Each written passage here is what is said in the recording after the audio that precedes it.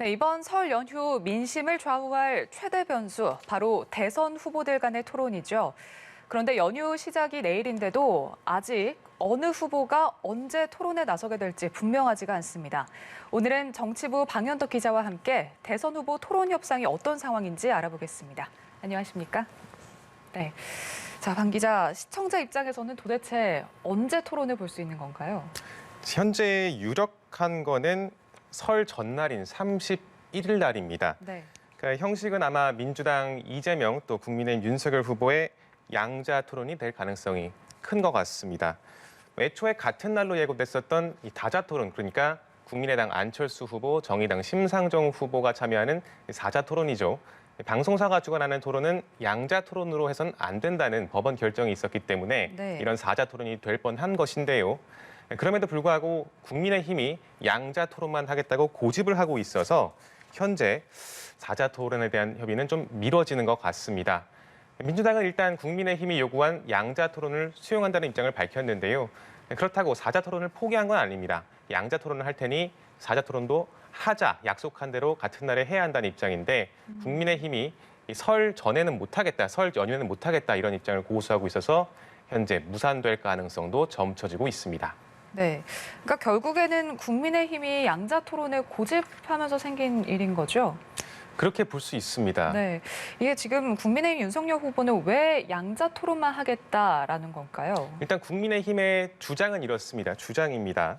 애초에 토론을 요구했던 게 민주당이고 그 형식이 1대1 토론이었다라고 국민의힘은 주장을 하고 있습니다. 네, 또 이제 다자구도 토론을 하면 후보에 대한 검증이 어렵다는 표면적 이유도 되고 있습니다. 국민의힘 경선 과정에서 많게는 8명, 또 적게는 4명이 총 10번 넘게 토론했는데 후보 한 명당 말할 시간도 얼마 안 되고 검증에 별로 효용이 없었다 이런 논리를 펴고 있습니다. 또 다른 이유는 선거법상 반드시 해야 하는 사자 토론이 앞으로 3번 남아 있다는 건데요. 그러니까 굳이 사자 토론을 지금부터 할 이유를 찾지 못하겠다는 거죠. 말씀하신 거는 이제 표면상의 이유인 것 같고요. 실질적인 이유는 저희가 뭐라고 봐야 할까요? 저희가 취재를 해보니까 실질적 이유는 조금 복잡합니다. 네. 복합적인데요. 일단 설 연휴에 국민의 관심을 두 후보, 특히 자신에게 집중시키겠다는 그런 의도가 깔린 것 같습니다. 다른 후보에게 분산되는 걸 막겠다는 거죠. 특히 안철수 후보와는 야권 후보 단일화설이 계속해서 나오잖아요. 같은 중도 보수 야권에서 안 후보에게 시선이 가는 걸 원치 않겠죠. 또 윤 네. 후보가 이재명 후보보다는 아무래도 토론에 약하다는 이미지가 있는 만큼 적절히 방어만 해도 상당히 좋은 평가를 받을 확률이 크거든요. 그런데 다른 후보가 등장하면서 만약에 토론 전선이 3대1의 싸움이 돼버린다. 아예 밀려버릴 수도 있습니다. 이런 상황은 피하고 싶은 측면도 분명히 있을 겁니다. 또 양자 대결의 경우 본인이 이 과거에 그 지지율이 가장 좋았을 때가 검찰총장 때나 혹은 그 뭐 사퇴 직후 아니겠습니까? 네.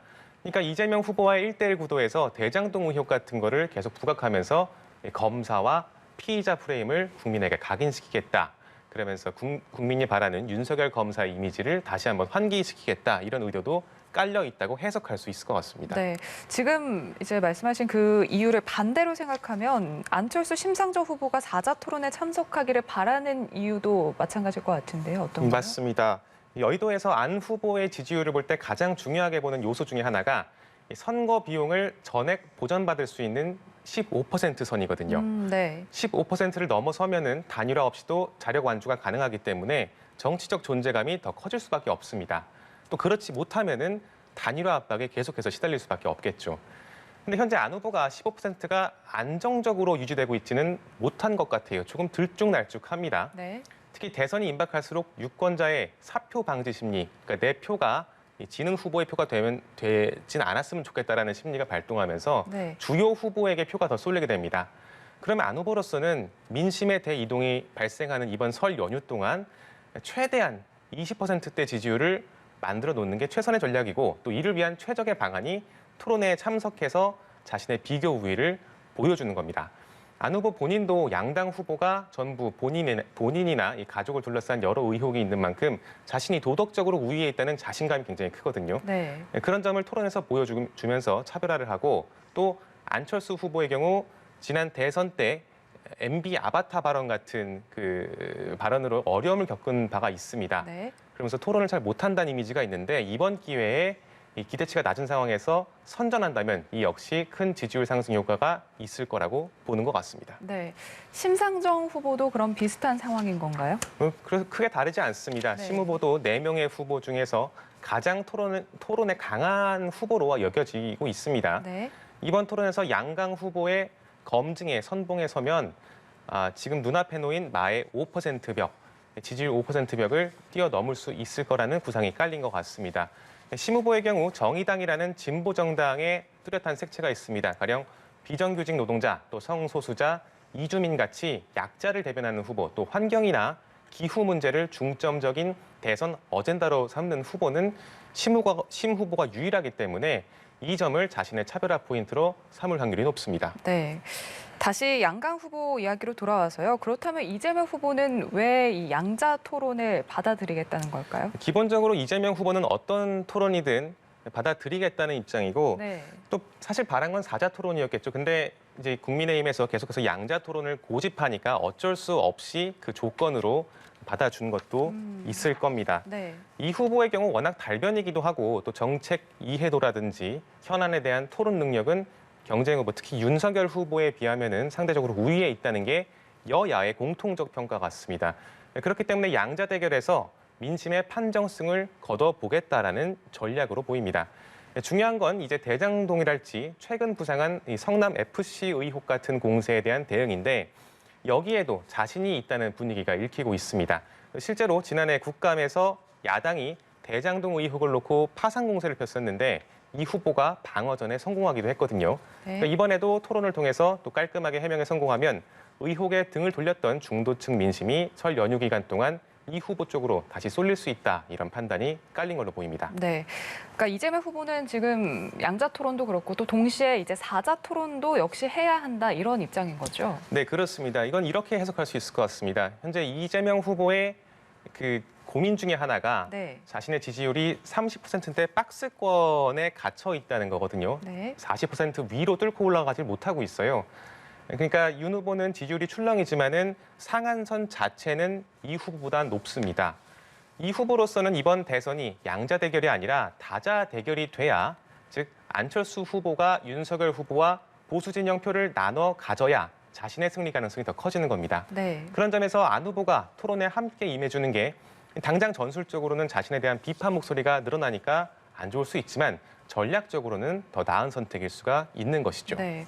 그렇다면 지금 31일에 다자 토론이 열릴 가능성은 현재 어떻습니까? 뭐 일각에서는 이게 지금 양자 토론을 주장하고 있는 윤석열 후보를 뺀 이 3자 토론 이런 이야기도 나오고 있던데요.